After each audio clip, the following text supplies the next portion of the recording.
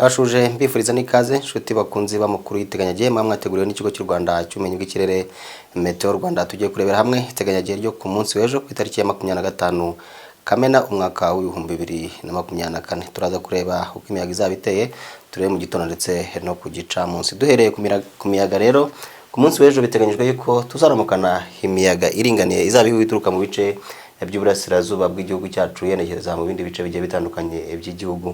Biteganyijwe ko iyo miyaga izaba ifite umuvuduko hagati ya metero 3 kugera kuri metero 6 mu isagonda. Mu ntara y'amajyepfo mu turere twose tugize iyo ntara biteganyijwe yuko nta mvura tuzagira mu masaha ya mu gitondo. Ubushyuhe bw'asi buteganyijwe muri iyo ntara buzabura hagati ya °C 13 ndetse na °C 16.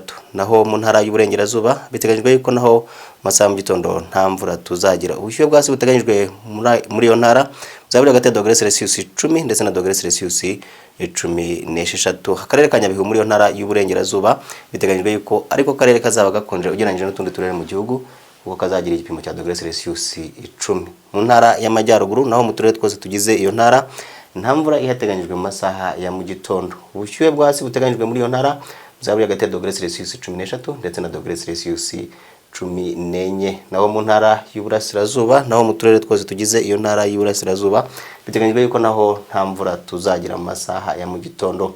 Ubushyuhe bw'asi buteganyijwe buzabura hagati ya C 15 ndetse na C 16. Umujyi wa Kigali naho tuzaramukana urunyurane rw'izuba n'ibicu mu masaha mu gitondo ndetse n'ubushyuhe bwo hasi buzagera kuri C 17.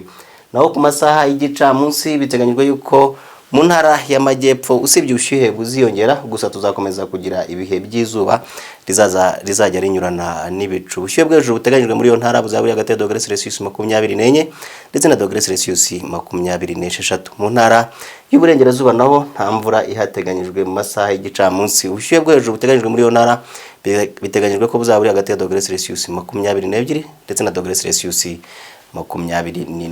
Intara y'amajyaruguru naho mu turere twose tugize iyo ntara y'amajyaruguru nta mvura ihateganyijwe. Ubushyuhe bw'ejo buteganyijwe muri iyo ntara biteganyijwe ko buzabura hagati ya C 21 ndetse na C 24. Intara y'uburasirazuba naho ku masaha y'igicamunsi tuzakomeza kugira ibihe bizaba byiganjemo izuba. Ubushyuhe bw'ejo muri iyo ntara buzabura hagati ya C 26 ndetse na C 29. Akarere ka Nyagatare muri iyo ntara y'uburasirazuba biteganyijwe ko ariko karere kazaba gashyushye ugereranyije n'utundi mu gihugu kuko kazageza ku gipimo cya C 29. Umujyi wa Kigali naho nta mvura ihateganyijwe. Ubushyuhe bwo hejuru buzagera ku gipimo cya C 27.